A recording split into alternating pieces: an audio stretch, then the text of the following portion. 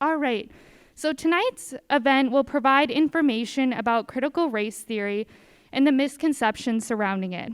Content experts from across the institution will connect topics such as crime, patriotism, slavery, media, and history to our understanding of critical race theory today. A moderated Q&A session will follow. Tonight's presenters include Dr. David Krugler, Dr. Frank King, Dr. David Gelada, and Dr. Will LeSueur. This event is sponsored by the Division of Diversity, Equity, and Inclusion and the College of Liberal Arts and Education. We want to thank you for all you for attending, and a special thanks to our presenters and those who worked hard to make this event happen. We have some guidelines for effective engagement this evening. First of all, for your knowledge, this event is going to be recorded. So if you'd like to view it at a different time, that would be possible. It will be uploaded onto the Campus Climate YouTube page for viewing afterwards. Tonight's event is an academic panel, not a town hall forum. Due to the large number of participants, questions will only be accepted via the submission forms. I've already seen some questions come in, so you can use the QR code slips that were on most of the chairs out there. Otherwise, if you don't have a smartphone or are unfamiliar how to use QR codes, you can write on the back of the form, and we can pick those up later on during the Q&A. Depending on time constraints, it may not be possible for all questions to be addressed. Questions that directly connect to the speaker's presentation have a higher likelihood of being selected. It is an expectation in this space that questions, thoughts, and ideas will be expressed with civility and respect. Next, listen with curiosity and the willingness to learn. Our presenters tonight put a lot of time and thought into sharing with you educational pieces about what CRT or critical race theory is. So we want to give them the time, space, and respect for them to share that with us tonight. UW-Platteville does not tolerate harassment of any form, and disruptive behavior will result in you being asked to leave the event. And finally, this is just another picture of the QR code. You can also use a tinyurl.com/UWPCRT if your photo is cut off or it's not working, something like that. You can always come see me as well, and we have some folks floating around if you're having trouble submitting questions. All right, and without further ado, I'm going to ask that our first presenter, Dr. David Krugler, kick us off for tonight. Thank you, Emily.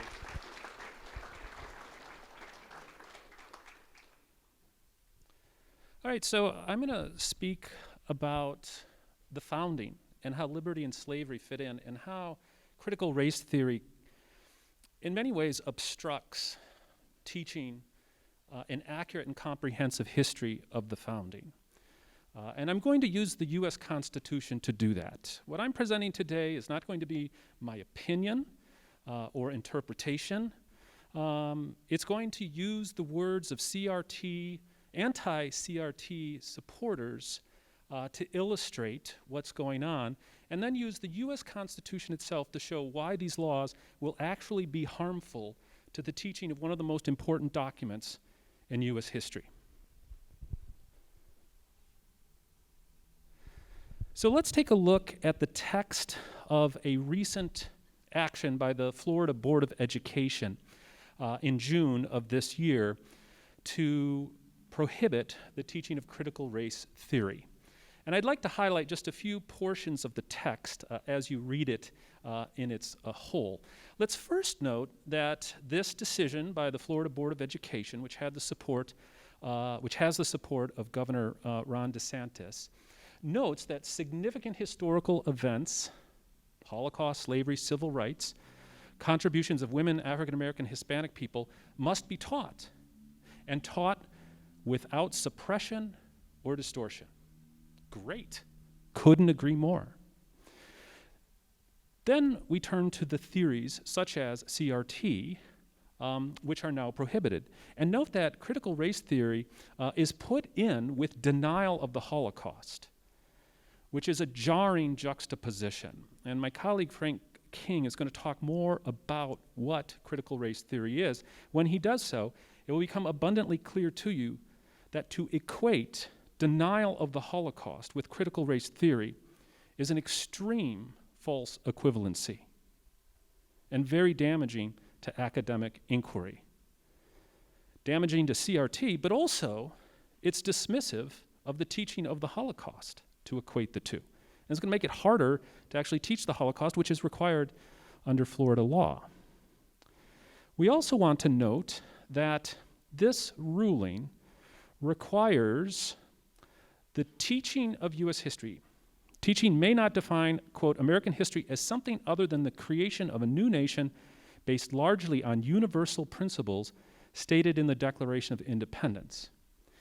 And instruction must include the U.S. Constitution, the Bill of Rights, which of course is part of the Constitution, and subsequent amendments.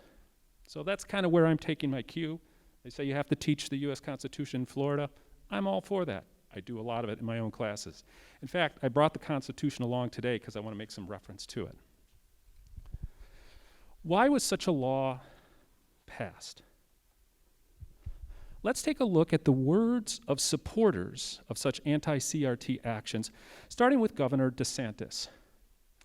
He says we need this in order to prevent historical narratives that are not grounded in facts. Let's pause there. Great, Governor DeSantis. I couldn't agree more. The teaching of history that's not grounded in facts is not the teaching of history. So for the Florida Board of Education, which oversees all public instruction in one of our largest states, to mandate something so basic is, I'd like to point out, pretty insulting to the teachers of history. I've done a lot of workshops with Florida public school teachers, and I can tell you they are a dedicated lot. They do great work. They know what they're doing. This would be tantamount to telling a plumber that they need to bring wrenches to the job or an electrician to bring wires to the job. It's just that basic and remedial. The governor has also said he wants to prevent the teaching of so-called false history. How does he define that? His own words. In which students learn to, quote, look back and denigrate the founding fathers, denigrate the American Revolution, end quote. Well, let's unpack that. What does he mean by denigrate? Any teaching that says the founding fathers are bad and that the American Revolution had nefarious purposes. Well, here's part of the problem with offering such a sweeping restriction. History is not a morality play. History is not about reading something and feeling good and going out and cheerleading or sitting down and weeping. It may do that. It may do that. In both instances, sometimes the same event can make you proud and make you cry.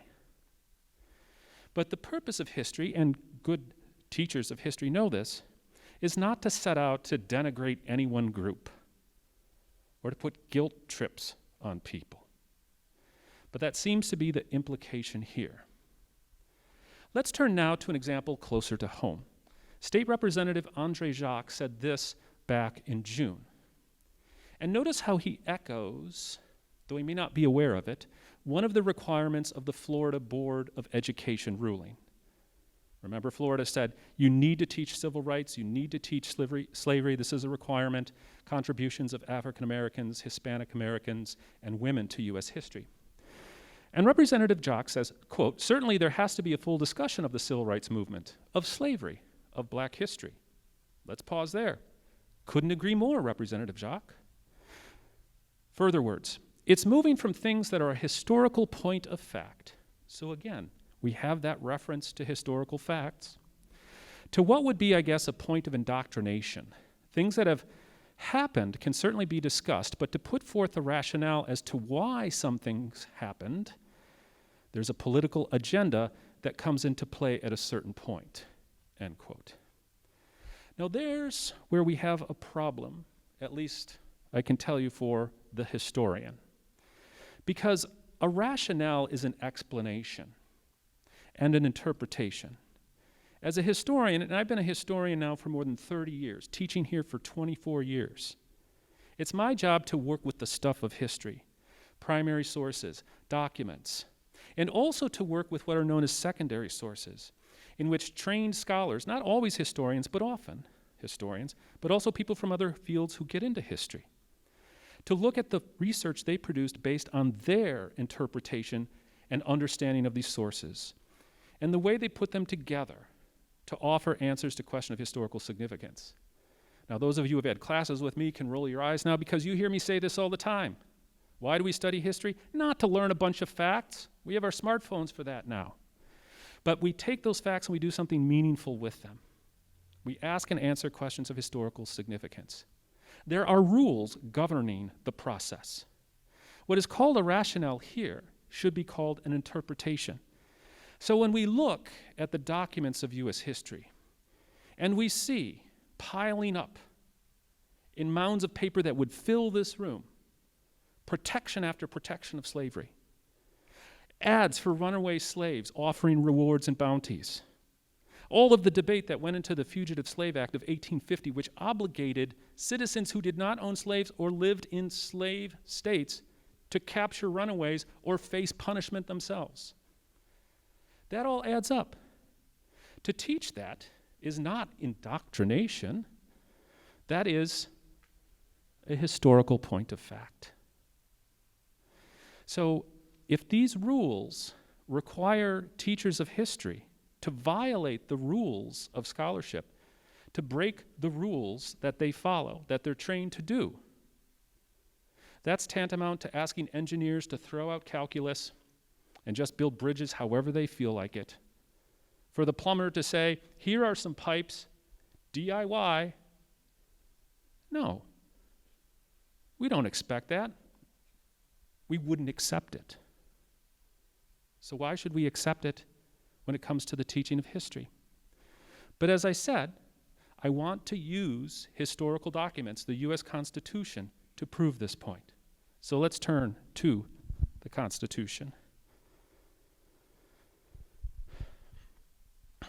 The basic point I'd like to make here is that such rules, or laws, excuse the typo, make it impossible to teach history, quote, grounded in facts, end quote, the words of Governor DeSantis, and to have, quote, a full discussion of slavery.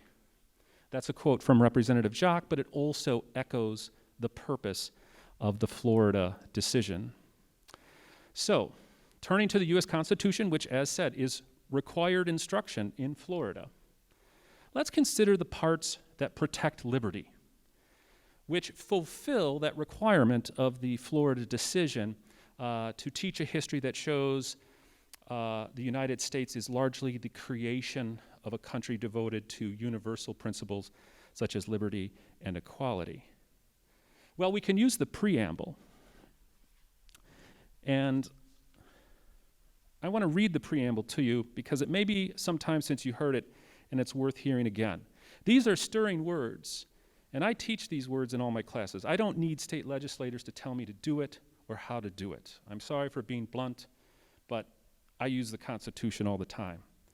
So we, the people of the United States, in order to form a more perfect union, establish justice, ensure domestic tranquility, provide for the common defense, promote the general welfare, and secure the blessings of liberty to ourselves and our posterity, do ordain and establish this Constitution of the United States of America.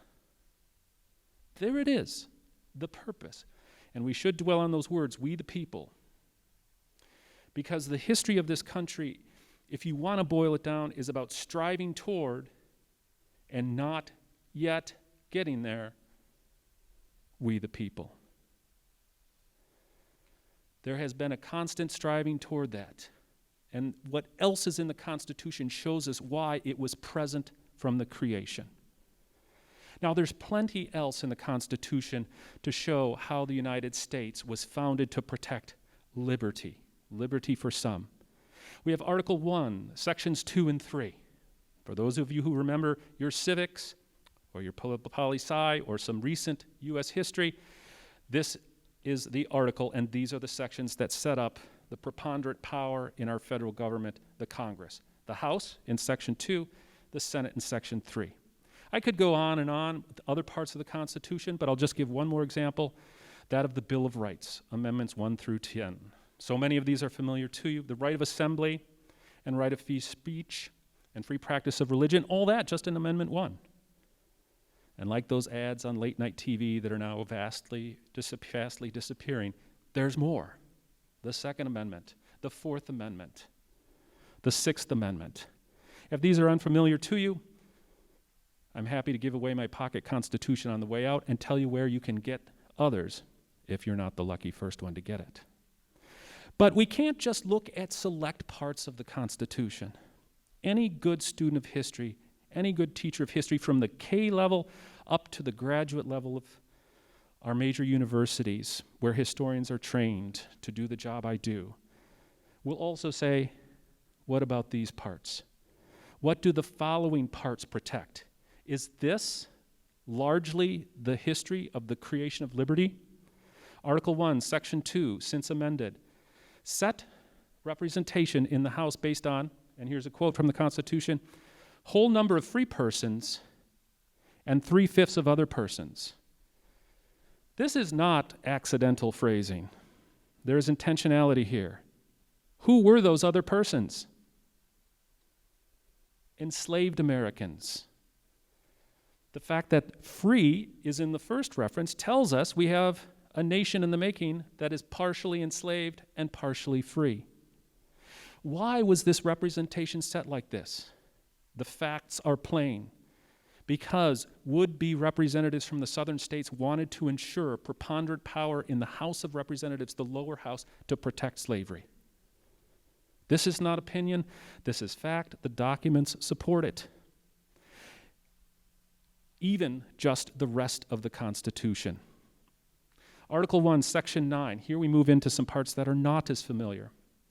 The migration of importation of such persons as any of the states now existing shall think proper to admit shall not be prohibited by the Congress prior to 1808. The founders were superb wordsmiths, and they crafted the language of the Constitution in a long, protracted, often contentious process. Every word counts. So the phrasing here is quite significant. Migration of importation of such persons. And excuse me, that's the migration or importation. I was typing fast today and I'm a terrible typist. That's a reference to the importation, the seizure, the kidnapping of Africans and their enslavement in the Western Hemisphere, including the United States. By other actions, such importation, the slave trade, that's what we should call it, was to end in 1808. But Congress could not act before then. The Constitution was written to close the door on any subsequent actions Congress might take. The Constitution doesn't do that with anything else. That means slavery was really important to some founders.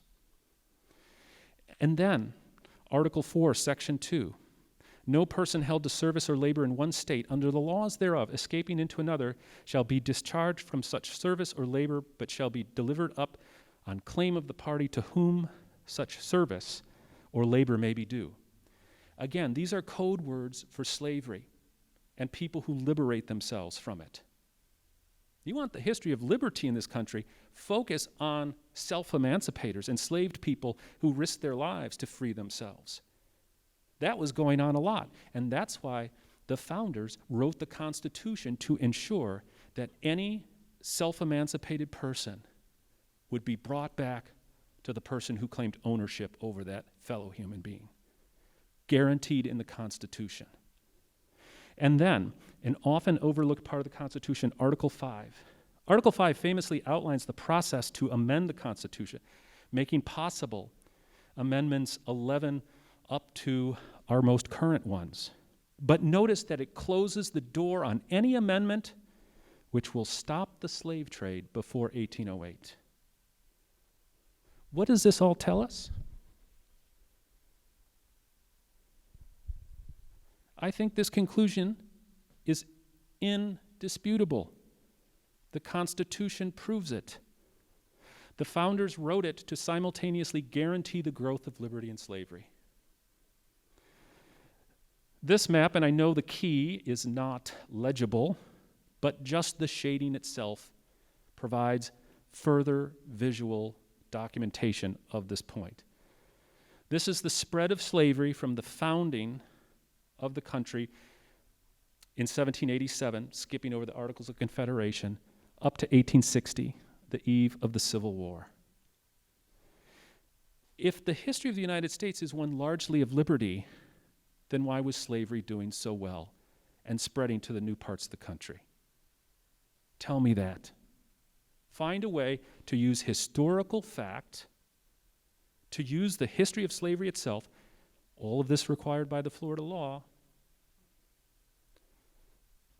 to prove this wrong. You can't.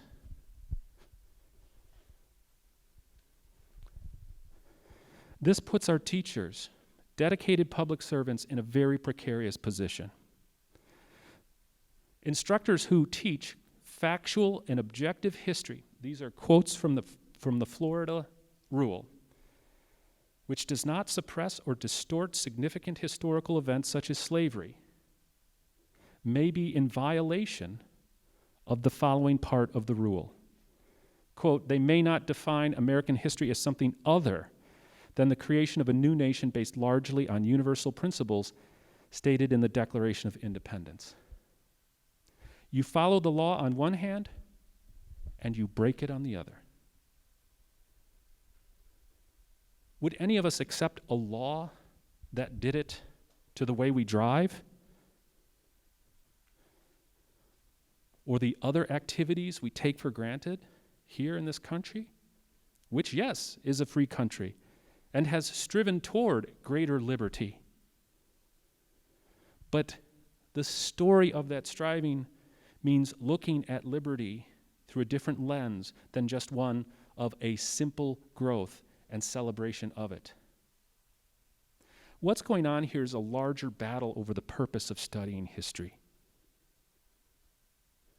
This isn't just about what goes on in the classroom, but it's also about preventing teachers from showing students and using the documents of history to get them to understand how complicated this country's history is. It's an obstruction to understanding that history doesn't produce knights in shining armor and 100% evil villains. Here's just one modern example. Lyndon Johnson, a Southern Democrat, pushed through the Civil Rights Act of 1964 and the Voting Rights Act of 1965. This country was not a full democracy until 1965. Because up to 1965, millions of American citizens were prevented from voting, and often through the use of state violence, prevented through state violence from exercising their constitutional rights. That's not a democracy. And the man who made those laws possible was also deeply racist. So what do we do with that? You know what? We teach both sides. I'll end on this note. When you look at the documents of the founding, if you look at the writings of Thomas Jefferson, you see an individual who benefited greatly from slavery, who often spoke of his discomfort in owning human beings, but because of his financial situation, never could bring himself to free them. He fathered children with one of his slaves and hid that fact. DNA proves this. This is not opinion, this is science. He was an individual who wondered if it would ever be possible for blacks and whites to live together in the United States after slavery ended. He put this question forward in 1787, the same year he wrote the Declaration of Independence. There's so much to do with that, but it requires us to be nuanced and open-minded. How could the man who wrote, "We hold these truths to be self-evident, that all men are created equal and endowed by their Creator with certain inalienable rights, among them life, liberty, and the pursuit of happiness," how could the man who wrote those same words hold human beings in slavery, envision a future in which it would end, but it would be his hope that African Americans would leave their homeland because blacks and whites could never live alongside one another? If Thomas Jefferson could wrestle with these issues, so can fifth graders in the hands of a capable teacher. Thank you.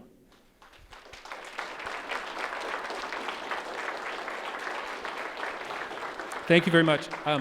I apologize, I have a prior obligation that requires me to soon leave, so I will not be available for the Q&A, but I do ask if you have questions to email me at my university account. It's just krugerd@uwplatt.edu. Awesome. Thank you so much, David. So, hope everybody's doing okay. We have, for this past year and a half, we've heard this story about critical race theory. It's been heavily saturated in our news. It has been something that has been heavily contested in school boards across the nation. Parents have gone protesting throughout the nation, trying to eliminate or censor teaching accurate portrayals of history. And so what I wanted to do is give you a better understanding of what critical race theory actually is, and give you an understanding of the narrative of how this becomes such a hotbed topic in our nation during a time when we are having a pandemic. Why is this the focus of what we're talking about now? So there's been over 28 bills or laws that have been taking place in the United States, including Wisconsin, trying to address what Dr. Krugler was talking about, and trying to stop the talk of accurate portrayals of history through the lens of systemic racism in our country. So some of these laws are notoriously called anti-CRT laws, or anti-criminal race theory laws. The state of Wisconsin, our state legislature had a month ago a 7 to 8 hour debate on critical race theory. And the thing about this is that nobody ever gives an accurate definition of critical race theory. It's an ambiguous term, but it's not. It's an actual academic study. And so I want to talk about that in a second, but just the fact of you ask somebody, what is critical race theory? You could ask people who are against it, and they would not be able to give you a solid definition. They would most likely say, well, it's trying to indoctrinate our children.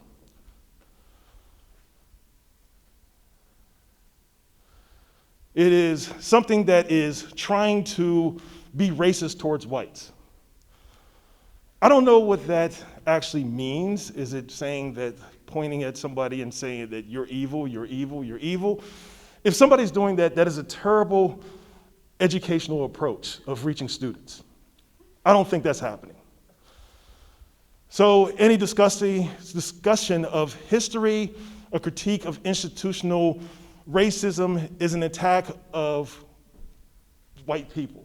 So we can talk about history. So my classes talk about systemic racism. And I put it in a situation where my overwhelmingly white student body is not feeling individually attacked. And I tell them, I said, this is not about you per se as an individual. We have to separate ourselves from this, but sometimes we don't. And this is one of the problems. So if we're talking about systemic racism in Jim Crow South, or when we're talking about, like Dr. Kluger was talking about slavery, somebody would say, well, I didn't know any slaves. Well, no, duh. So please stop having that type of response.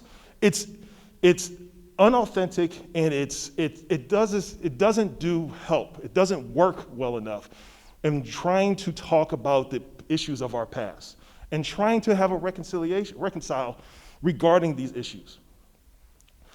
So now we have people talking about indoctrinating our kids. I don't know what you would think indoctrinating kids would be, as if we are some type of fascist government that is telling people to stand before the flag and worship our flag or anything along those lines. I don't know what it means by indoctrinating our kids. Is being sound with our education, is that a form of indoctrination? I hope that's not. Giving students a worldview and getting them the opportunities to think critically, is that necessarily a form of indoctrination? I would say it's not. But is banning critical race theory banning a discussion, or not even critical race theory, but discussions about systemic racism, about bias, about prejudices. Is that something that we want to eliminate? If we do, is that a form of indoctrination of itself? And it promotes Marxism. And I'll talk about this in a second because one, I'm going to say teaching Marxism is not against the law. And number two, nobody's learning about Marxism in the K-12 education system. Never mind. I was going to say something, but never mind. All right. So what is critical race theory? It is an academic idea. I cannot read this far, so let me come over here. So it's an academic idea that analyzes racism as being tied to institutions, both historically and the present. That's what's happening with critical race theory, right? So who does critical race theory? Who is learning about critical race theory? It looks at it through law. This is a legal study that people in law schools are actually learning. And very few people are actually learning this in law schools, unless they're taught by an actual critical race theorist scholar. So it's at a graduate school. And I'll tell you this, my personal experience, when I first learned about critical race theory, and I teach about this kind of stuff, it was my third year in grad school. And I put in what we have is called a dissertation perspective. So a dissertation is basically like a scholarly, basically like a book that we have to write in grad school. And in that dissertation, I was saying that I'm going to write about critical race theory. And my dissertation chair said, "You're not writing about critical race theory. There's no critical race theory in this paper." And I was like, he's like, "Why are you bringing this in?" It's because I didn't know what critical race theory was, so I was trying to throw everything into my dissertation. Then I learned what it is, and I was like, no, I'm not doing that. So this is the summary of critical race theory, I would say, to give you. Critical race theory is a focus on American law through the prism of race. This is from the American Bar Association, and this is probably my favorite, easy, accessible definition of critical race theory. Critical race theory is not taught in a K-12 institution, and it's also not being taught at an undergrad level, except maybe one component is taught from an undergrad level. So what do we talk about? Critical race theory is not taught through K-12. So all these laws that are trying to ban critical race theory is doing this for nefarious reasons. Not necessarily because they think that it's a bad scholarship, because like I said, most people who talk about critical race theory or address critical race theory in these discussions don't know what it is. So, like I said, it's too high of a scholarship for K-12, and even undergrads would not necessarily learn. There may be some high-end, upper division undergrad programs that may try to talk about critical race theory, but for the most part, it's not necessarily in our circles as an institution of higher education that pertains to mostly undergrads. So this is an example, and this is something I like to use. So Derek Bell, and I'll talk about him in a second, is considered the founder of critical race theory, or the father of critical race theory. And so what I want to do is give you an example of critical race theory scholarship. So this is what Dr. Bell says in an article that he wrote called "Serving Two Masters," and it's a critique of Brown versus Board of Education. And he says, as the implementation of Brown began, Southern officials, looking for every possible means to eliminate the threat of integrated schools, soon realized that the NAACP's procedure for obtaining clients for litigation resembled the traditionally unethical practices of barratry, running, and capping. Attempting to exploit this resemblance, a majority of Southern states enacted laws defining NAACP litigation practices as unlawful. In Virginia, though unethical and unprofessional conduct by attorneys had been regulated by statute since 1849, NAACP legal activities had been carried on openly for many years. No attempt was made to use these regulations to prescribe NAACP activities until 1956. Somebody please explain what he is saying. Because I can't. Because it's even above my head, because I'm not a legal scholar. I know overall, as I read, I was like, oh, yeah, he's talking about Brown. But who talks in this jargon, right? This is legal terminology. I don't know what running, capping, or barity means, but I'm assuming there's some legal mumbo jumbo. But that's the problem with how we're looking at critical race theory. We don't have a true analysis of what it is. So, critical race theory is started by Dr. Derek Bell in the 1970s. He was a civil rights attorney, and he worked under the brilliance of Thurgood Marshall.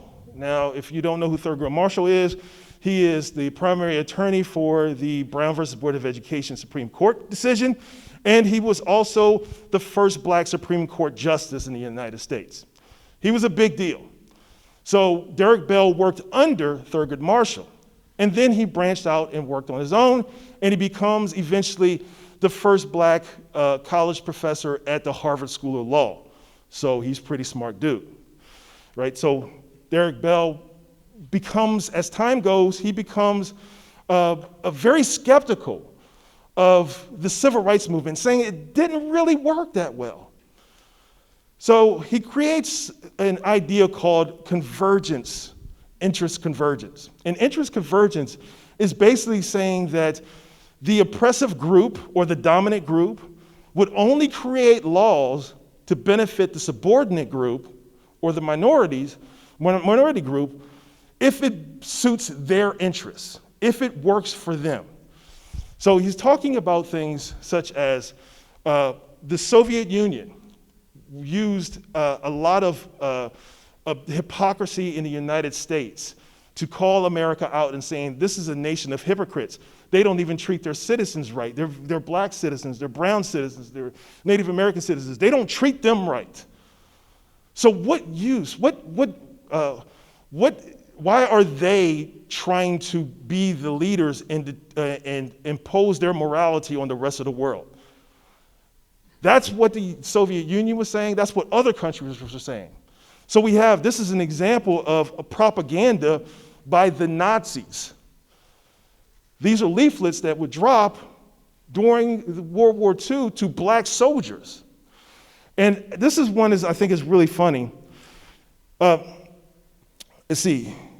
Come over to us. If you are fed up with this war and want to get home safe and sound, surely you want to see your folks again, don't you? You will be well treated as a prisoner of war in a German camp. There will be every opportunity for you to attend religious services. You will be leading a healthy and pleasant life among your pals. This is what the Nazis said to Black soldiers.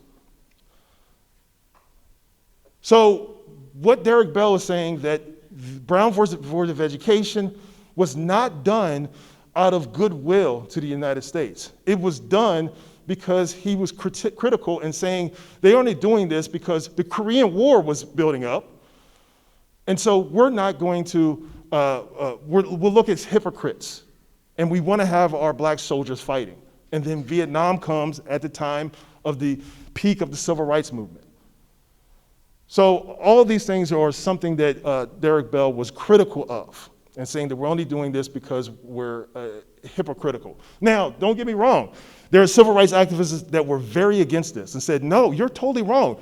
We did this because we pushed. We did this because we worked. We did this because we marched.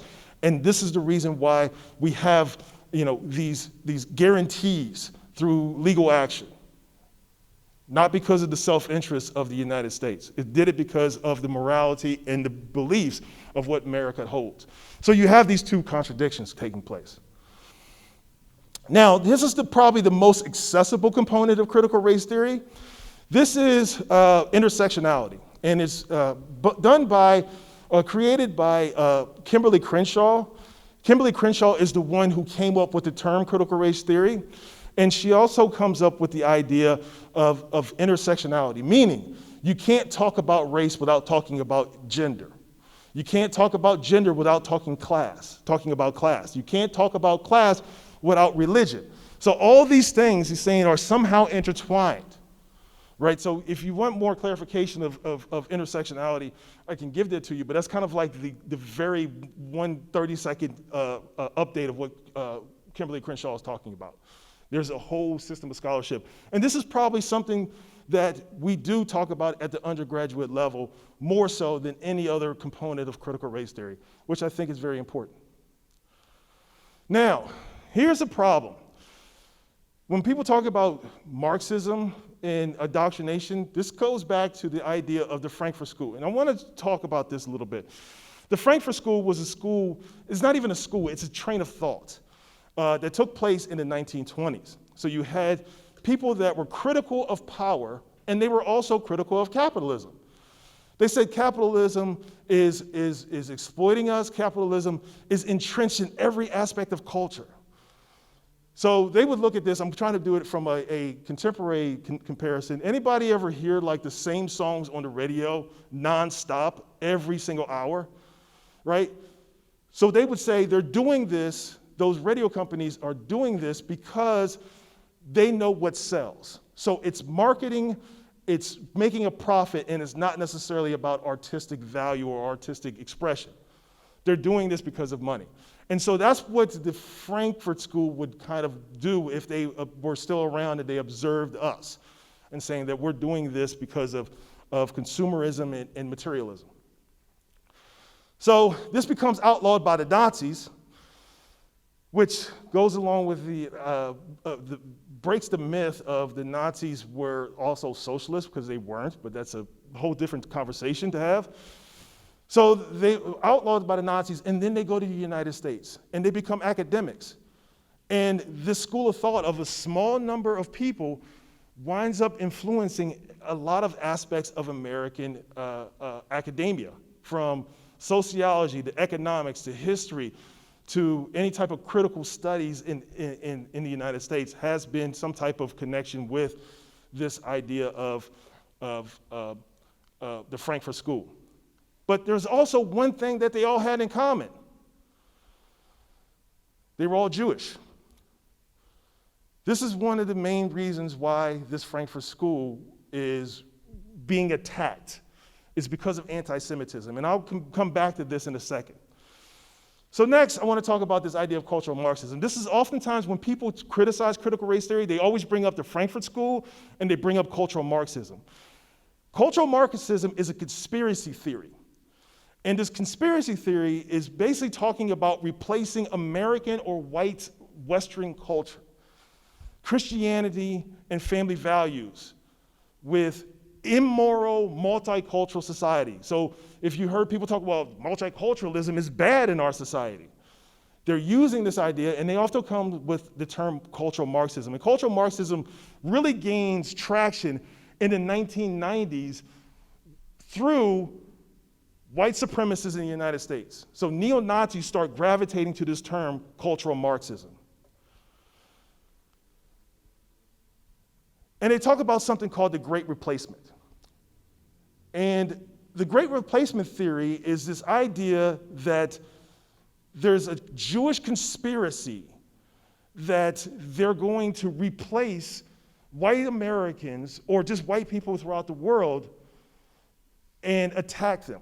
So you have these individuals talking about this, and you remember during Charlotte with these gentlemen, individuals talking about Jews will not replace us.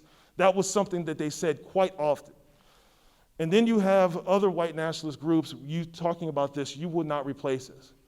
So what I'm saying is, when people bring up cultural Marxism or the Frankfurt School, understand that there's an anti-Semitic connection to that I guarantee there's a good portion of people who are criticizing and bringing that up know about. This is Ron Paul. Ron Paul was a former congressman. He ran for president for the United States for a few times, and his son is the senator of Kentucky. Ron Paul tweeted this, talking about, are you stunned by what has become of American culture? Well, it's not an accident. You've probably heard of cultural Marxism, but do you know what it means? More here. So he gives his Facebook page. So here's this issue about this. This is an image by a political cartoonist named Ben Garrison, and this is cultural Marxism. Now, if you look at the images, what happens traditionally in a lot of these images is an attack of dehumanizing these other groups. So you have the stereotypical image of a Jewish person, stereotypical of an Asian person. I don't know who that third person is, but definitely a stereotypical image of a black person. And these stereotypical images are done in a dehumanizing manner. So when people talk about cultural Marxism, there is no doubt that there's a racist connection to that. Now, this is crazy, I think. Over the year, Fox News has created, so we're using this as Fox News because this is the easiest way, all right? So this is, whatever your news source it is, I'm not really here to attack that, but I want you to see of how amplified this narrative becomes. So it gets mentioned over 1,900 times in 3 months. So it starts in April, May, and June. It gets 1,900 times in 3.5 months. That's a lot. So let's assume that each mention is about 2 to 3 minutes. That's a lot of time that is being mentioned. Now, every time CRT is mentioned for about 1 to 2 minutes, okay? This is climate change. And I think climate change is a pretty big issue globally, right? And particularly in the United States. 2020, you look at all of the major newscasts that are discussing climate change.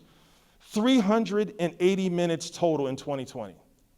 The biggest existential threat in our entire lives, right? 380 minutes.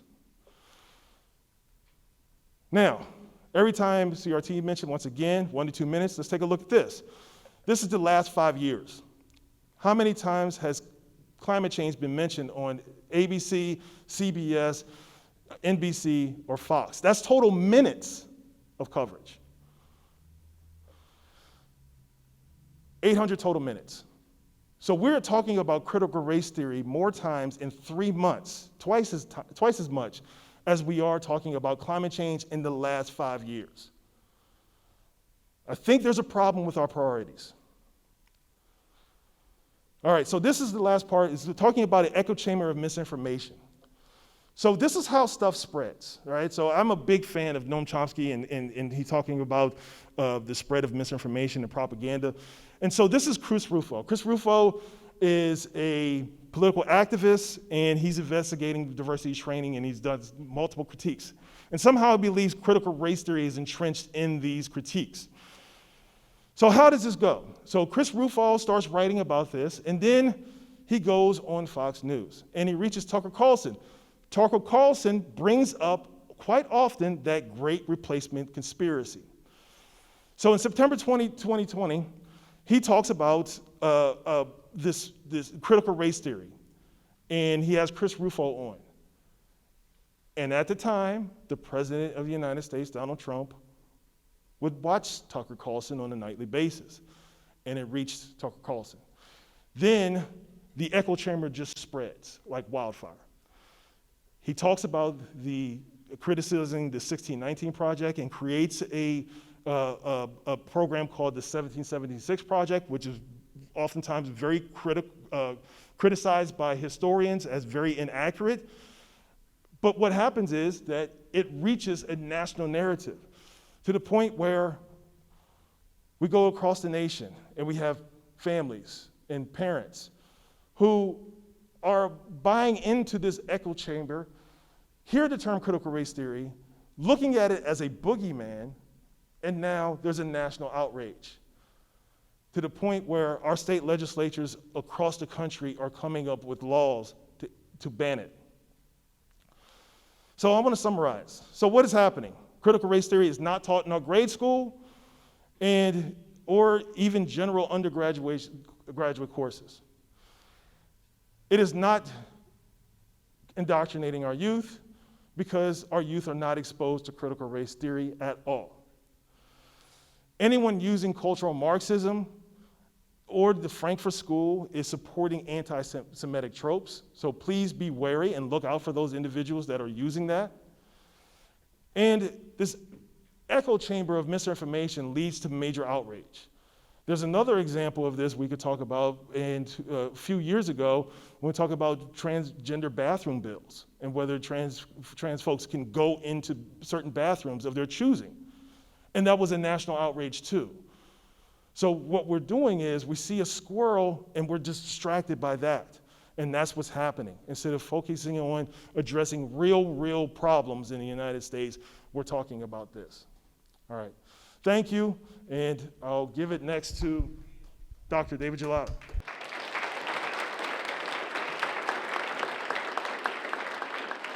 All right, thanks for coming out. There's a lot of people here. That's awesome. So I really appreciate Dr. King and Dr. Krugler setting this up and kind of laying a nice groundwork of facts and definitions for us moving forward. Not that I'm going to abandon facts or anything like that, but I'm a humanities professor. I'm in the English department, and which means that I mostly teach literature and I teach film. Those are the types of courses that I teach. So as my son sometimes tells me, other people teach facts and I just teach like made-up stories and things like that. But I teach courses like African American literature and just American literature courses that include lots of texts from diverse writers, and I think that that's important to do. And I think that students of all ages will benefit from hearing diverse voices and from reading stories and reading fiction from a wide variety of points of view. And there are all sorts of studies that support this, that white students benefit from being exposed to points of view outside of their own, and particularly that students of color benefit from seeing stories that are about people like them. So what I have, so I've been teaching these types of courses for a long time now, I guess. I don't know, close to 20 years, I suppose. And when all the CRT thing started erupting in the news, I didn't really know what it was. And I was like, am I doing CRT? I don't know. I had to ask Frank, and he was like, no, you're not. But what I realize that's happening is that two things. I realize that many of the texts that I teach, and I have up here on the screen a lot of just a kind of sampling of different texts that I teach. I'm not going to go out in front because I'm afraid I'm going to fall off. A lot of the texts that I teach deal with issues that are related to critical race theory tangentially.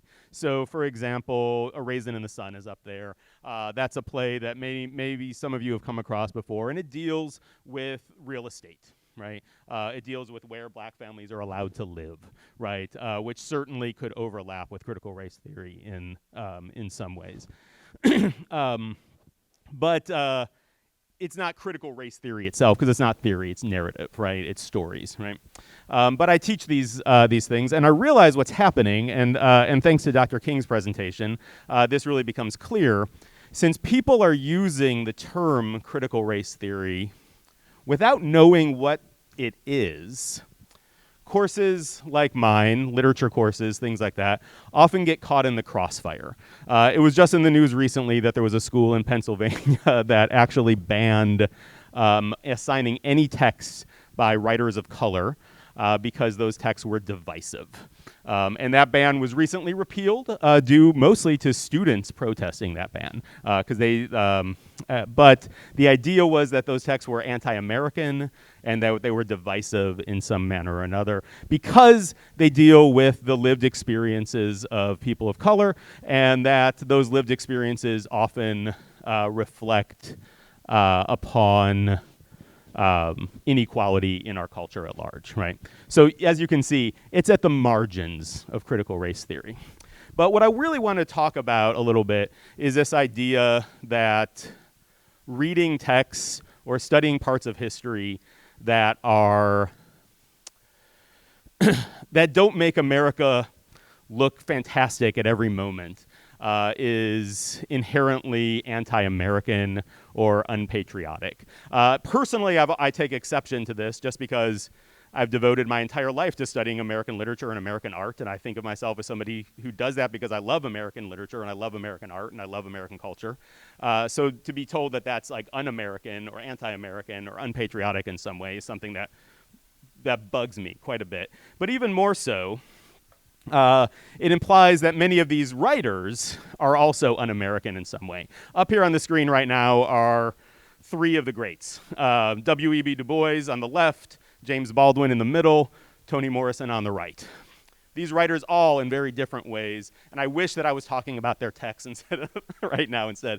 All of these writers in very different ways engage with America and the ideas of America and America's foundational documents.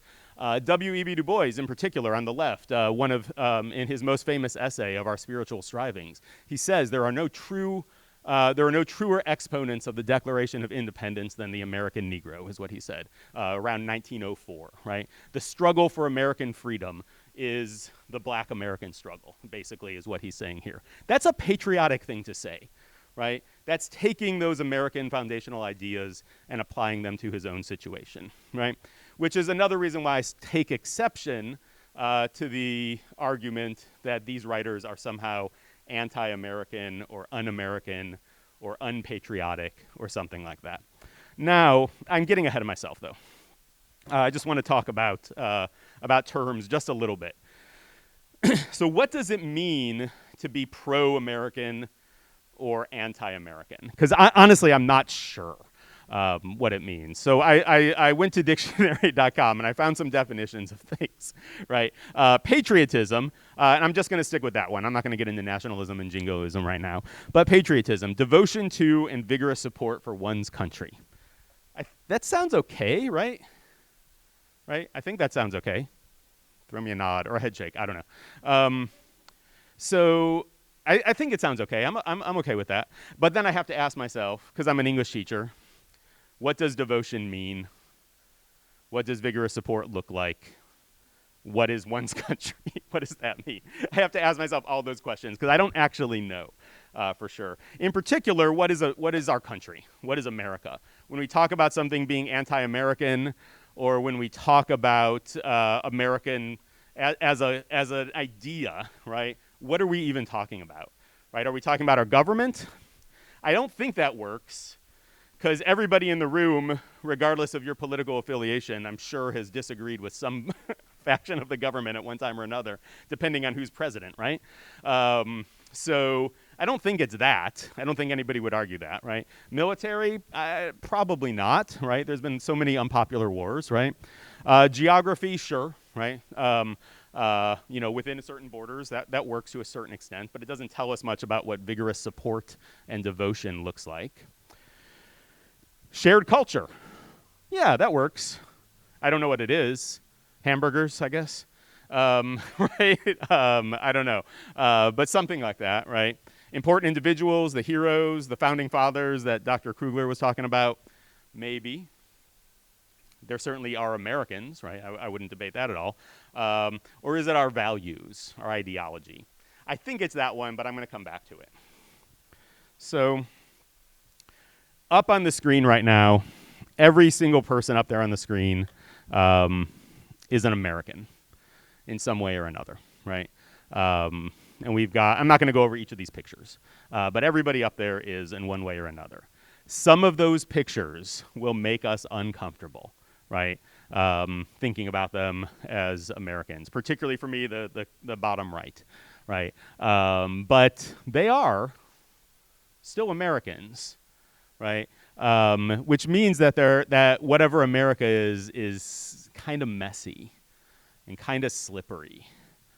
And it's going to have things that we like, and it's going to have things that we don't like at the same time. Which again, if we then raises this question, like, what do we mean when we say like something is pro-American or anti-American or something, right, like that? When we're talking about text, or we're talking about people, or we're talking about points of view, right? It raises these questions. This is a cheap rhetorical move, but the next slide is a cheap rhetorical move. So I'm sorry, but I feel like the the move to ban CRT, even though people don't know what it means, but the ban to use Dr. King's term, to whitewash history, wants it to look like this instead, because it's a lot neater and it's a lot easier to digest. And for many of us, it might make us feel a lot safer to see those images and to not think about those other things that might make us uncomfortable in some way. But I think all of us know that this isn't all that America is, right? These images that are up on the screen right now, right? So,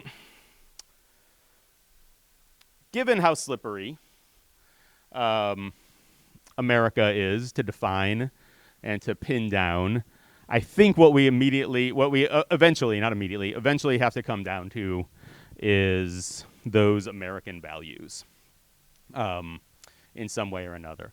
I often teach classes where I ask students to tell me what American values are, and I fill the board with them.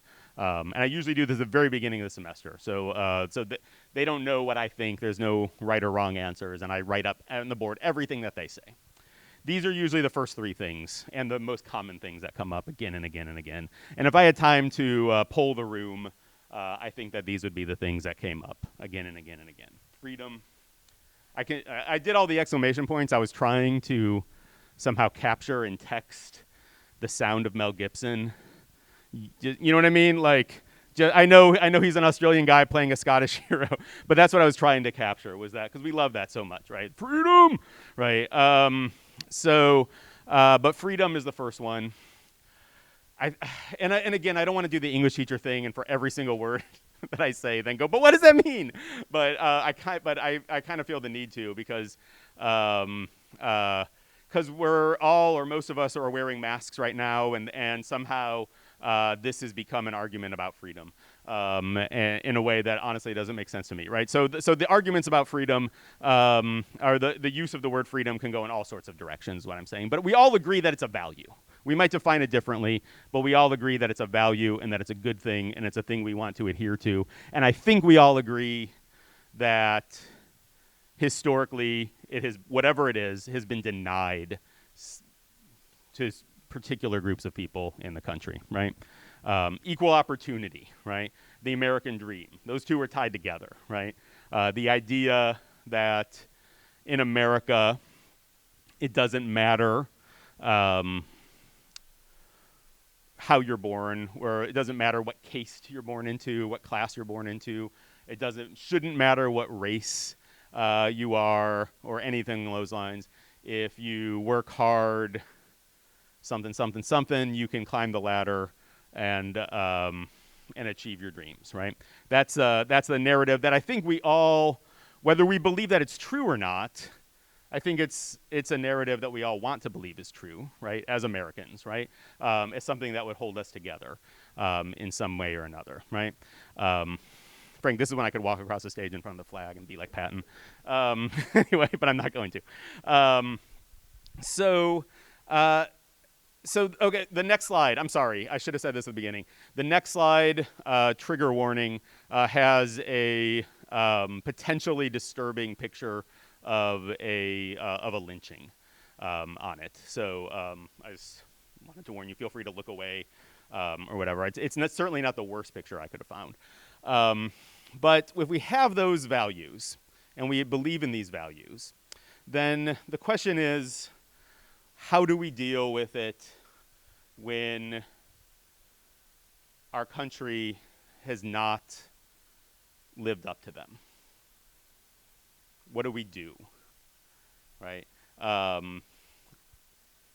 Is it patriotic to talk about the country's sins, right? Or to bring it back to my discipline, is it patriotic to teach literature that challenges us and teach literature that makes us question things and might even make us uncomfortable for a bit? To tie it back to Dr. Krugler's presentation, is it patriotic to point out all of the things that confused the founding fathers and all of the things that they were grappling with rather than mythologizing them? Is it patriotic to spend time talking about failures that have happened in the past and failures that we see today. I think you see where I'm going with this, and I would say yes, right? If we define patriotism as a vigorous support and devotion to our country, and if we agree that our country is tied to these values in some way or another, then I would argue that it's not only patriotic to have those conversations that might make us uncomfortable and to think about those things in the past that are hard, and to teach texts that challenge us in some way. It is patriotic to do so, and it's good to do so, and we should do so. And I would even go so far as to say that that as Americans, it's our obligation to do so, right? If we're taking part in this country in some way. Now, of course, I understand I've strayed a little bit from the main debates about CRT, and I would give a caveat at the beginning, right? Because most of these debates are about what's being taught in K through 12 education. I'm not going to advocate that many of these texts would be taught. I have a 6th grader at home. I would not want him reading the James Baldwin story, Going to Meet the Man, which is a brutal narrative of a lynching. I don't want that. I don't, I wouldn't argue for that. And I think we should have prolonged and hard conversations about the best way to address these issues at different age levels and for students at different ages. But I think that those conversations can be really healthy. And I think knowing, right, and I think that educational theorists and child psychologists should also be brought into the loop for these conversations as well. And to figure out what the best way is, what texts are going to work well for us to engage in these ideas in a real way. However, what I fear that's happening is that putting a blanket ban on talking about race at all, which is really what a lot of the CRT things is trying to do, and they're just using the word critical race theory as a kind of straw man or a boogeyman without knowing what it is stopping us from even having that conversation, right? What's the best way for us to move forward? What's the best way for us to talk about these things? What's the best way to make our students proud of themselves as Americans, to make our children and to make our students proud of themselves as Americans and like their country, but to also be honest, right? And to not turn a blind eye to those aspects of the culture that scare us and that make us uncomfortable. Okay, thank you. That's all I have. I have a short one today.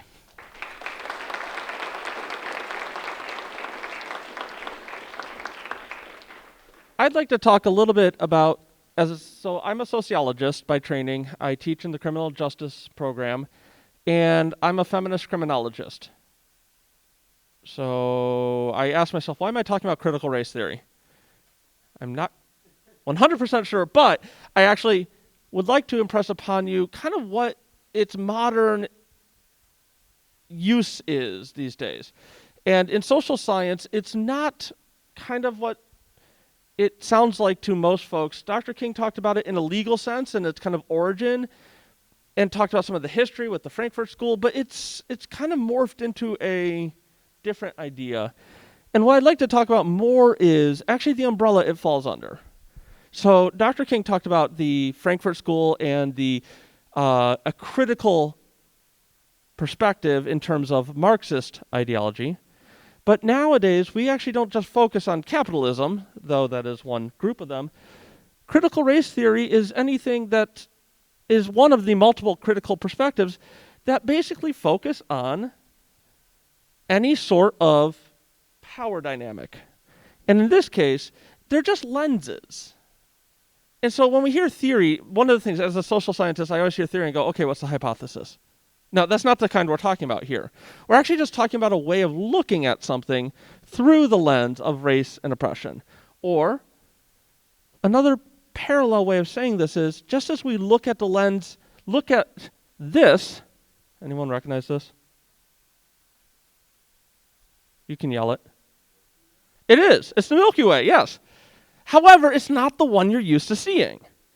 This is from the Hubble. Actually, it's not the Hubble, but it's from a telescope, but it's using X-ray instead of visible light spectrum. And it looks quite a bit different than when we look at invisible light. Can you tell I was a natural science nerd back in the old days? Right? Look, that looks nothing like, by the way, it's not color either. We have to add color because x-rays don't have color. But when we look at those two things, they don't look anything too much alike, and yet they're actually the same thing simultaneously. And it's all those things at once. And that's when Dr. King mentioned intersectionality. You can't just separate out visible light from the rest of the spectrum and pretend that's the only thing. That would be silly. So why can we do it with other topics? Well, we really can't. And we need to, and this is my whole point, we need to approach ideas from multiple perspectives. Critical perspectives are just one of those perspectives. And they're the ones that focus on power and oppression as their main lens that they look through something. That's only one of the many lenses. I'm a feminist criminologist. Can we understand arson through feminist criminology? I could try really hard. But no, not really. Can we look at sexual violence? Yeah, that's a pretty good lens for that one. So, when we look at stuff like feminist theory, that focuses on gender. There's disability theory and queer theory, and there's all these other perspectives that would fall under this. What I'd like to do today is give you a few examples of things that are a bit contemporary, of how this perspective may be applied to other things outside of the noise we hear on Facebook. Or, what is it, Instagram, Snapchat, TikTok? I don't know what's the thing these days. I've been told that Facebook apparently is for old people. Okay, stop nodding. Okay. Okay, let's try this one. Black youth drownings. Now, if my uncle were in the room, he'd probably say I could probably connect anything to racism. And actually, this one's not hard. But if you don't think to look through a perspective of oppression and power, then you might not see this. Black youth drowned in pool settings 5.5 times more often than white youth. And for 11-year-olds, it's 10 times more often. And someone's kind of doing the eyebrow wiggle. It's like, what? Why? This is a fact, right? This is just numbers. But why? And so some of the interestinger, I can make that a word. I'm a professor. Some of the other, like one of the stereotypes I remember hearing, so my high school was about 65% black, and in swim class, I remember hearing, oh, black folks have denser bones. They don't float as well. Oh, and this then also, by the way, that's why they run better. And of course, this is mostly BS, right? This is mostly stereotypes. Are there some average biological differences on normal distributions? Yes. Do black folks sink in water? No, like that doesn't make any sense. Or I saw another article that said, well, Africa is a mostly dry continent. No, there's a whole country called Chad, and Chad means lake. Like there's a whole country called Lake for water. Like that's no. Right? By the way, that's Jesse Owens, the famous sprinter. One other one was like, oh, maybe average body fat. I was like, okay, or distribution. I was like, okay. But if you look for it without thinking about anything else than just looking for an explanation, you come up with some weird answers. So if we ask ourselves, how might racism be a part of this, which is a weird thing to ask on its face, I got to admit. But if you do, and you start looking at swimming, well, black youth are not taught to swim nearly as often or as at a higher frequency as white youth. Why? Well, segregation. Pools were segregated. Harshly segregated. Race riots started at pools. Which sounds a little strange, but I'm not joking. Like, there are historical documents of this. Besides the racist violence, there's, by the way, on the bottom one, there's a white guy in full clothing jumping in to break up a group of black folks. Right? Why? Well, because segregation was a big issue, and if you're in skimpy clothing and, bathing suits, there's a whole long history of black men preying on white women as what's called the black brute. And it's a whole myth to support racist policies and segregations. Okay. The other part of this is where are pools located? Well, not what we now call the inner city and the ghettos. They used to be, but they're not anymore because they're not funded. Where are they now? The YMCAs and private country clubs and other areas like that. YMCA, by the way, racially segregated. The other one is, if you look at it from a power lens, there's a whole long history about hygiene and race, right? And the idea that anyone who is not white is dirty. And so that was a reason to exclude them from pools.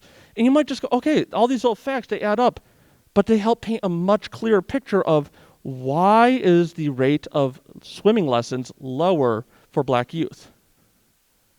And it's all about this past history and structure and where people live, and helps identify why this trend about drownings might be better informed. Is it because of segregation? Not entirely, but it helps give us a better picture. All right. I teach criminology. That's my big area.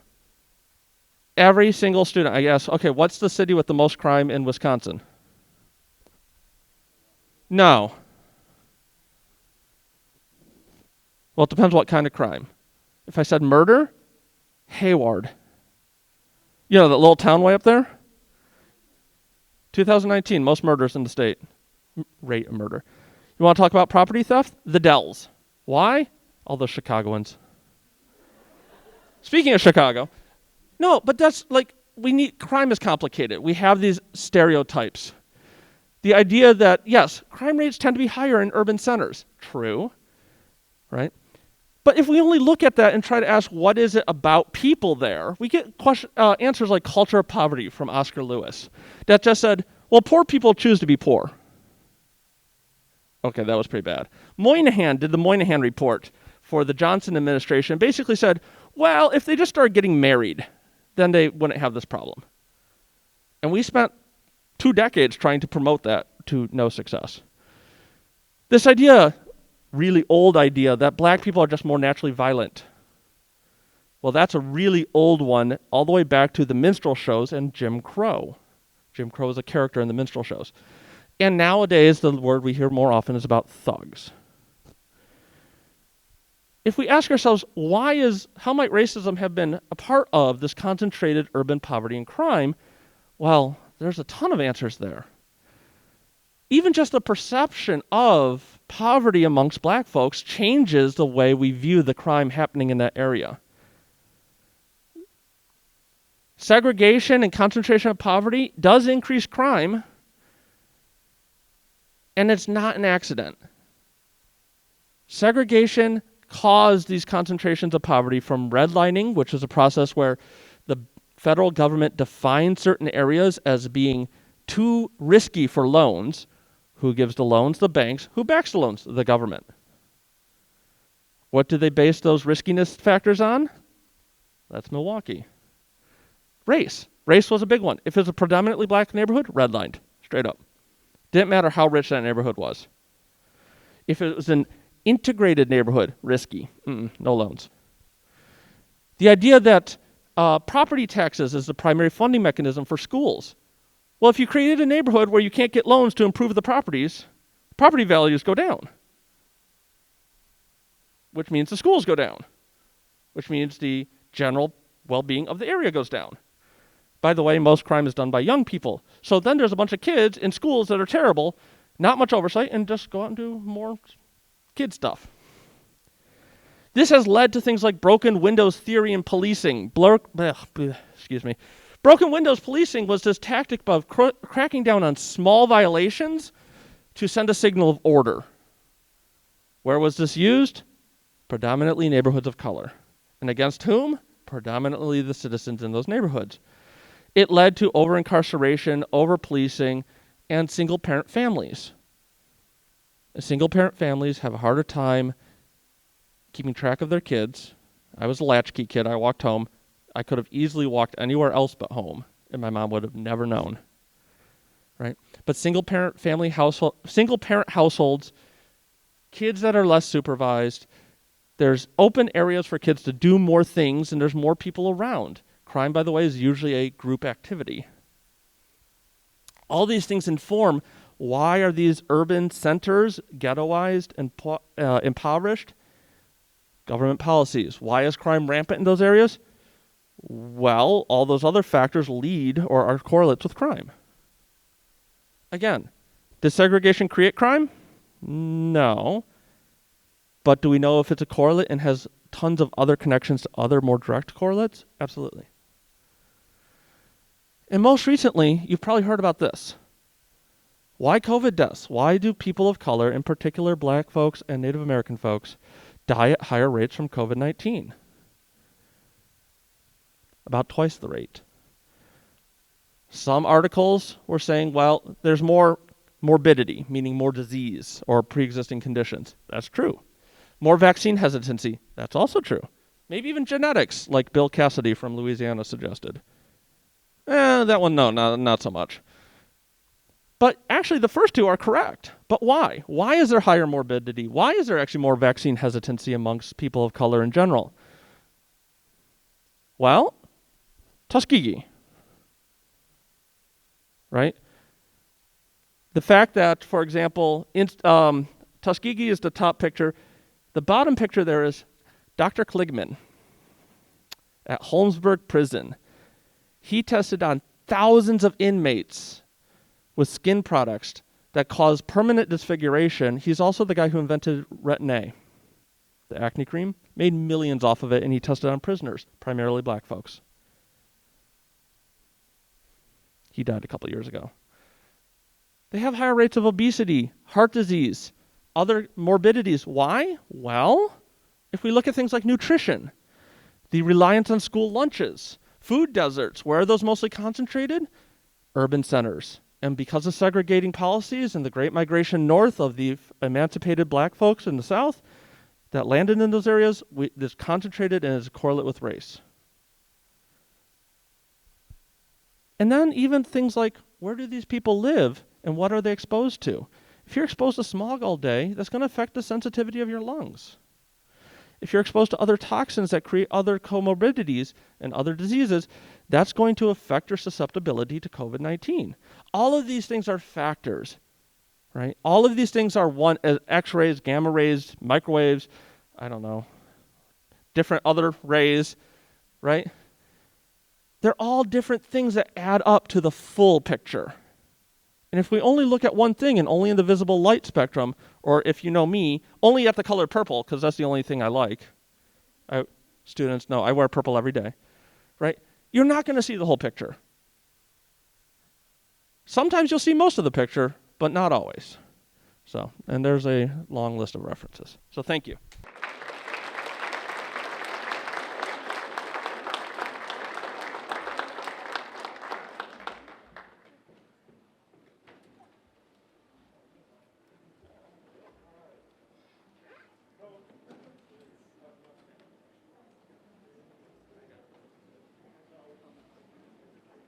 We're going to set up for some Q&A, so please, if you haven't done the QR code, there are some cards here, and if you want to ask any questions. Thank you for your time. Really appreciate it. Oh, it's already on.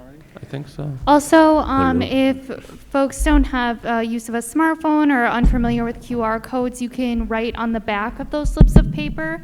We are going to have folks coming around to pick them up, so if you did write something down, just kind of wave it in the air, and we're going to have folks come by to pick them up. Also, as Frank said, this starts the Q&A portion of the presentation, so if you'd like to head out, go to the restroom, take a break, etc., I invite you to do that now, but we will begin the Q&A just so we can stay on time.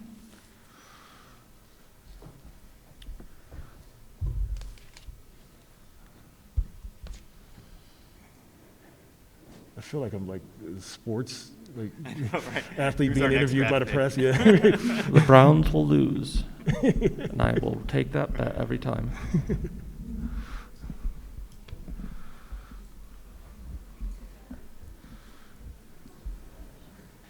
right. So again, if you did write something down, just kind of wave it in the air. You also do have a chance to continue to submit on using that QR form if you'd like to submit online. We do have a couple of questions that came in, so I'm going to go ahead and start asking our panelists some questions.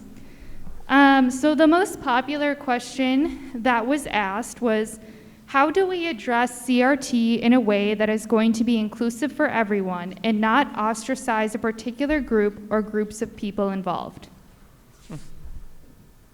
I don't think critical race theory does that. So I think that having accurate and honest discussions won't lead to any type of isolation or critique of individuals or anything. What critical race theory does is look at systemic issues, look at systems from a legal perspective. So I don't think that would have any type of impact. Now, there are other types of things that are adjacent with critical race theory. You also have critical race theory that pertains to Asian Americans, critical race theory for feminist critiques. There's critical race theory with indigenous populations. There's critical race theory with Latinx communities. So those groups, oftentimes one of the problems with CRT is that it always tends to focus on the black-white binary in the United States. And I think one of the problems that we should have is more of discussion from a perspective of looking at all groups who are impacted. There's even a white critical race or critical studies, critical white studies, that's what I think it's called, or critical white theory, something like that. Yeah. I guess I would add also is, I think one of the times that we feel, I feel so attacked right now is the thing some of my students have said, but we feel that way sometimes when we're left out as well, or when we feel like we're being talked about as the ones doing the oppression. And the thing that actually Kimberly Crenshaw gives us is to show us we're not just that thing. If we're talking about whiteness, you're not just white. Many of us grew up in maybe economically challenged settings, right? So that's an area where you don't have privilege, or where you could look at it from a critical perspective and say, well, okay, race maybe not have been the issue here for me, but poverty may have been, or sexual orientation, or disability, or being in a rural area where there's little development. All those things, and that's kind of it gets difficult to only talk about one issue and feel it doesn't apply to you, or feel you're being the one called out for it, but we're not just that thing either. And so if you're feeling that kind of way, it's, well, shift the question around as well and look at it from your own positionality, your own stances.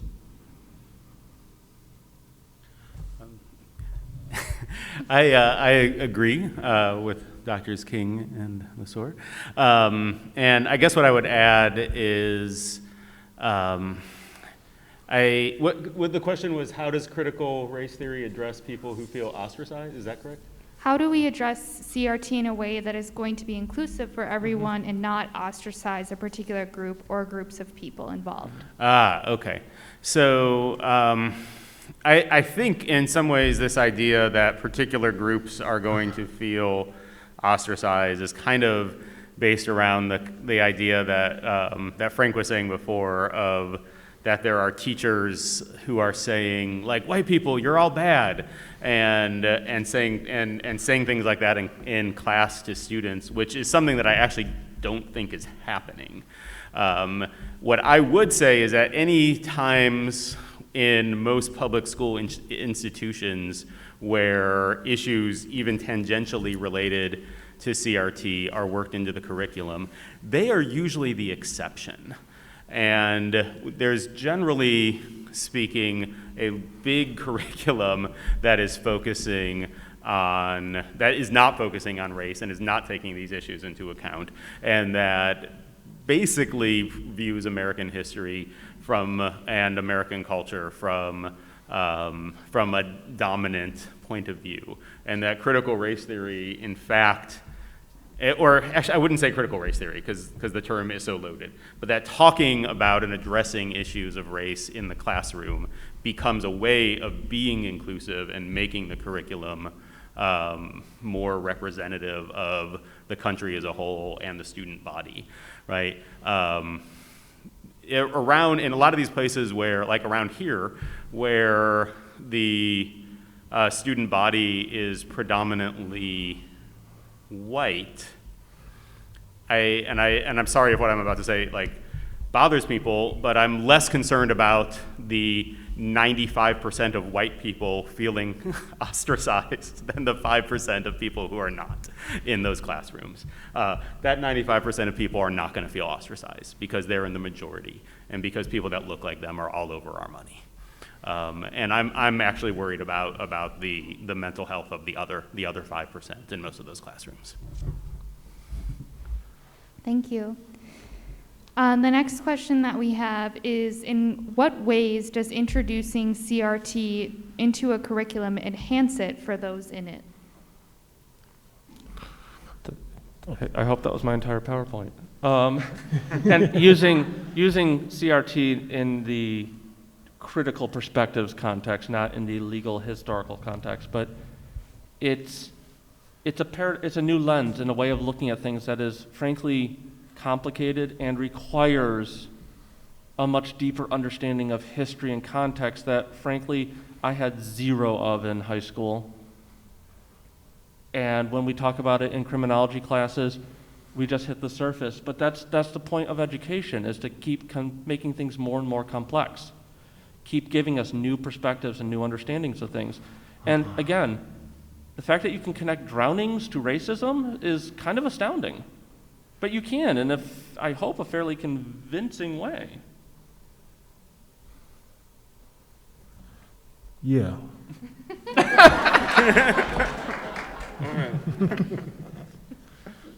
Yeah, I also agree. Next question, or? Okay. How do we avoid making people feel guilty when talking about race-specific topics? Man, I mean, if you're personally doing anything along those lines of using racist violence, language, or anything like that, then you need to be called out. But I think from a larger end, what I do is I look at it more from a systemic problem, a systemic standpoint. We could talk about race and crime. We could talk about housing. We could talk about all these disparities that are taking place in the United States. And we can say that that is, from a larger standpoint, a broader systemic issue. And what I would like students to do is say, this is messed up. This is an injustice. We need to do something about it, to become more active and engaging to try to alleviate these problems and to also address the problems of the past. So I also talk about violence, sexual violence and patriarchy in our society. And being a man is I'm like, yeah, we need to address these issues. I'm not saying, well, I'm a man and I don't do that kind of stuff, because that would be ridiculous. And I think sometimes we put ourselves in that picture. What's that? Is it Joni Mitchell or somebody that said, I bet this song is about you? You think this song is about you? Well, Carly Simon. Yeah, her. So it's sometimes it's not necessarily about you. It's more about the broader spectrum of society. I've also seen this one comic on Facebook. It's, well, you critique society and yet you live in one. Yeah, I admit, yeah, it's uncomfortable. I grew up in a relatively middle-class neighborhood that was rather affluent compared to literally across the street. And I felt bad about that. We had a yard and we had all this nice stuff, and across the street was a completely different world, but that's not my fault. I can acknowledge that I grew up in that and that gave me a privilege and experience different than others, and yet not feel personally terrible about it, I guess. And we all make mistakes. That's the other thing when I teach about feminist criminology and rape culture, and we all live in this society that has taught us to do these things. And you have to unlearn it. That's a phrase that we use often, is unlearning these behaviors, because it's really prevalent And on learning, it's uncomfortable. And it's okay to feel uncomfortable and still not take it as if you somehow are personally a horrible person. Yes, I agree again. But I would say a couple different things. One is that, just to echo it, the emphasis and I can't speak for every teacher in every classroom or whatever, but the emphasis most of the time when we're talking about these issues is not on individuals, it's on systems and institutions. Mm-hmm. So that's my first answer, right? And if you make sure to and I think that a good teacher is going to frame it that way. And I don't think that any teachers who talk about race wants to make their students feel guilty. I teach those classes all the time. That's never my goal at all.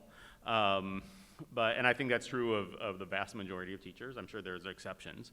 And the second thing I would say is, I also can't control how people react and people's own emotions, right? No teacher can control that. My son sometimes feels guilty when he gets a math problem wrong because people have told him he's good at math, right? I don't think that he should feel guilty for that, but those reactions just happen sometimes with people. So what I would say is if something happens and you find yourself feeling guilty, that you should ask yourself, okay, what can I do with this? What can I do with this feeling? What can I turn around and do? Can I change something about how I act? Or can I read more and educate myself more about this topic? What can I do? I think is one possible approach. So I don't know. I was about to tell a story, but I'm not going to. Forget it. Well, I think that you all bring up a really good point, because being stuck in guilt gets you nowhere, right? It's just a feeling that you're in, and it's not moving you forward. And likely when guilt comes up, it's because you're hearing something that's uncomfortable and hard to hear about people that you expected to do or did better. But that's just, we are very complex individuals, and that's just not the case all of the time. So I would challenge folks, if you're hearing these hard truths and it's making you feel uncomfortable and you're feeling bad about yourself, work through those feelings, because sitting in guilt you're not going to be a good ally, advocate, person in your community to help advocate for justice, because your feelings are kind of clouding add Can I add one more pop culture go example? ahead. If you've ever watched The Good Place, how almond milk and Cheedy, like, he felt so guilty about almond milk and it was ruining, it does nothing. And if you haven't seen The Good Place, you're a bad person for that, and you should go watch it. Sorry. Okay, another question that we have is, if CRT isn't being taught now and so few people know what it truly is, what steps are needed to get CRT into schools? Will it have to be taught in undergrad school first, then K-12? Wow, I don't know. That's an interesting question of, like, well, if they're going to be upset about it, we might as well just go ahead and do it. I think the term CRT clouds these discussions so much, and that what we should be asking ourselves isn't specifically how to work CRT in the curriculum or leave CRT out of the curriculum, but what we should be asking ourselves is, how can we form a curriculum that is going to encourage students to be active citizens, that are willing to acknowledge hard truths and think about the culture that they live in productive ways. And I think that CRT is a boogeyman that's being used in nefarious ways.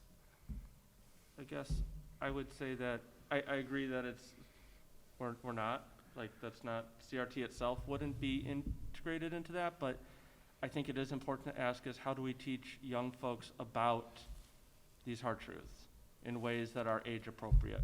And that's what folks who have degrees in education, that's literally their whole lives. How do you teach kids that the world isn't fair? or that there is such a thing as racism if they haven't learned that already from their parents. You know, and we do this, and recently with the gay rights movement, there's many books that were tailored toward that discussion, and there's ways of doing it that are age appropriate.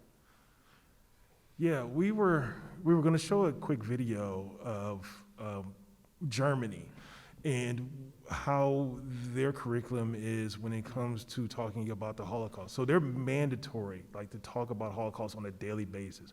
You get exposed nonstop, and they don't hide anything. They talk about that, and the students bring up massive questions and talking about why we should never do this again, the injustices behind us. And I think that's something that the educational structure, this is not an attack on teachers, because the teachers are underpaid and overwhelmed in our society. This is not against them, but it's just the way our education system is structured, is that we are afraid of teaching the hard things. And so when students, their K through 12 experience, they're not exposed to a lot of stuff, but then they go to college and then they get hit with, like, this is totally different. Like, we talk about Christopher Columbus, and students were like, yeah, Columbus discovered America. That's what we were taught, our K through 12. It's like, no. And we talk about the realities of who he was and how he was not that great person. I think that there's a problem with that type of sanitation of sanitizing history and actual events. Students are much smarter than what we think they are, and they can learn a lot more in much nuanced ways, and we should be teaching critical thinking skills where students don't necessarily have those abilities.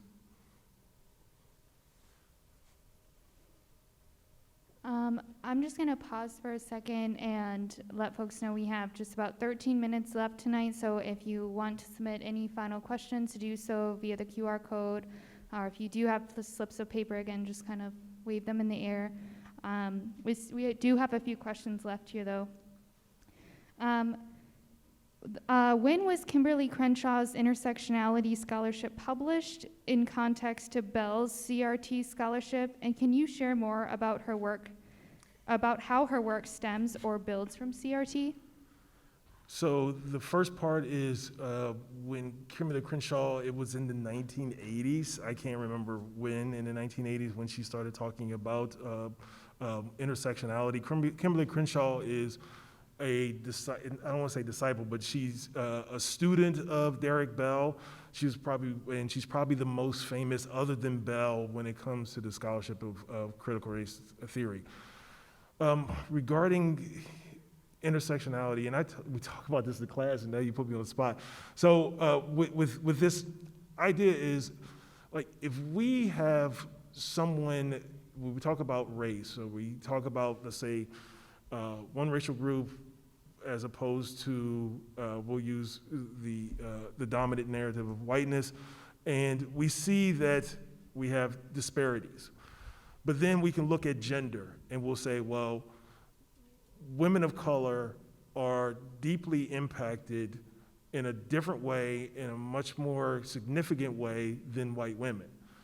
But then we talk about disparities regarding sexuality, and saying that, hey, you know, we still have laws in the United States that discriminates based off of sexual identity.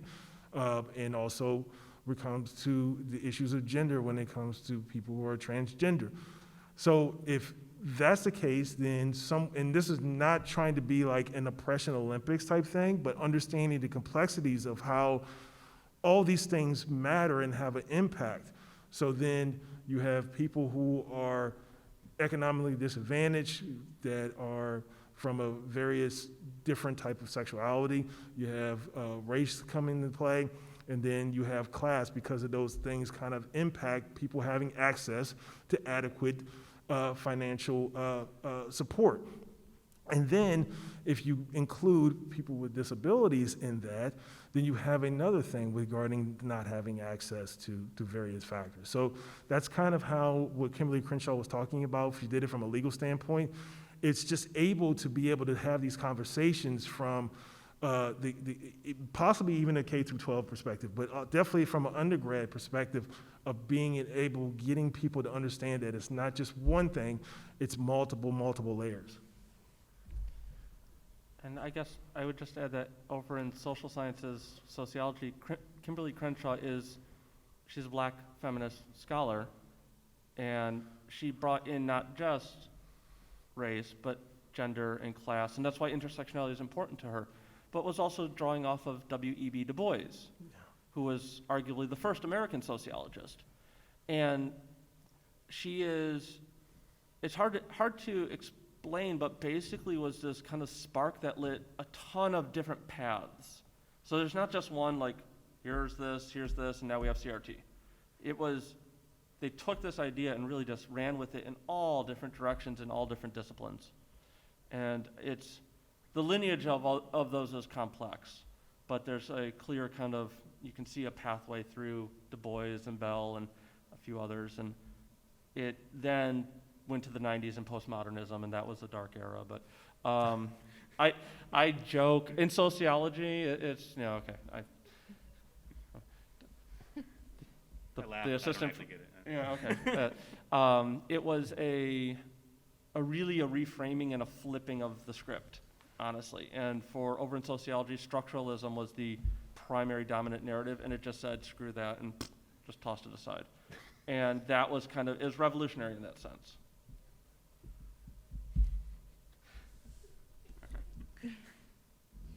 All right, I think we are going to take 2 more questions and then wrap things up for the night. So one of the questions that we have is, why don't we follow Dr. Martin Luther King's desire to work to judge a person by the content of our character, not from the color of our skin? Wouldn't that be more productive to move forward? So when we talk about MLK's legacy, we have to, we use that quote as an all-encompassing thing of who he was. And he was so much more than that. And I think that what he was saying in regards of that speech is beautiful and is magnificent. But also understand that I Have a Dream speech was longer than just that statement, or the end when he's talking about the dream. He literally talks about America has written a blank check to Black Americans. He has dedicated his life as a person that fought for injustices. So that's the kind of MLK legacy that I want to focus on. I do agree, we should be judging people by the content of their character, not by the color of their skin. But unfortunately, are we doing that? That's the question of that. Has his dream been fulfilled? MLK was also hated by the United States government, and J. Edgar Hoover and the FBI tried to get him to kill himself, or else they were going to expose his extramarital affairs. He was an individual that had flaws, but he was also probably one of the greatest human beings in the 20th century. But it wasn't just that. So he fought for injustices, economic injustices. He was anti-war with the Vietnam War. So there's a lot more things when it comes to MLK. He was so much more than that particular part. I agree, we should be doing that. But the question is, are we? And I don't want to pigeonhole MLK into that little narrative that kind of makes us feel good about who he was. He was radical. People thought he was dangerous. He was public enemy number 1 before he was assassinated. So just understand that when we talk about MLK, it's not just that, it's much more layers. Yeah, I would add, I guess, 2 things to that. The first is, yes, for any of you that were thinking similar things about that soundbite MLK quote, I would totally encourage you to just go and read Martin Luther King. There's so much. He wrote so much. He made so many speeches. He wrote so many essays. He had so many sermons. And he addressed issues of class. He addressed issues of rioting. He addressed so many different issues throughout his life, and I don't think we should reduce him to that soundbite. But it is a great soundbite, right? Content of a character rather than color of the skin. I don't think, though, that any of the 4 of us said anything that goes against that tonight. No. I can't think of anything. If I know that this isn't the like call it out and yell. If I said something that goes against that you think tonight, please feel free to send me an email. I would like to know, because I really don't think I did. And I don't think that Will or Dr. Lesor, I don't know why I was calling you Will and him Dr. King, Dr. Lesor or Dr. King or Dr. Krugler said anything that goes against that idea either from anything that I heard tonight. So, sorry. I guess my response would be is calling out injustice on a structural level is not the same as judging individuals for that characteristic. And you can don't hate the player, hate the game. to another soundbite for you, but we can critique the game.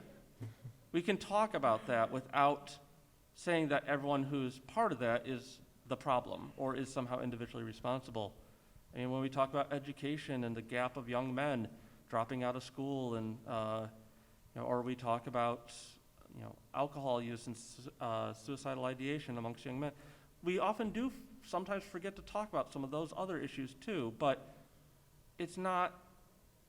It's about the structural problems and the trends, and not just about some individual trait that we also happen to share.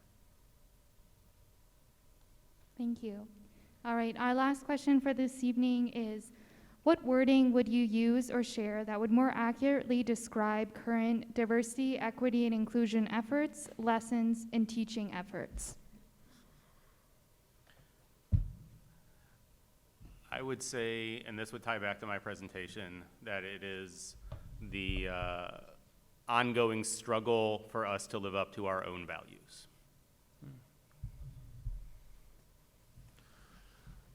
You know, in my years in academia, I think that the effort is here more so than it's ever been.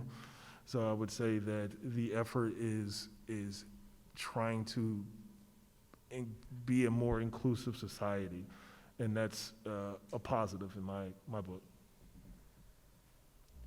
I guess I would say part of it is to actually recognize all of society and not just the dominant society, and to, as W.B. Du Bois said, to remove the veil, right, and to reveal the wounds. But if you ignore the wounds, how are we going to actually move forward at all?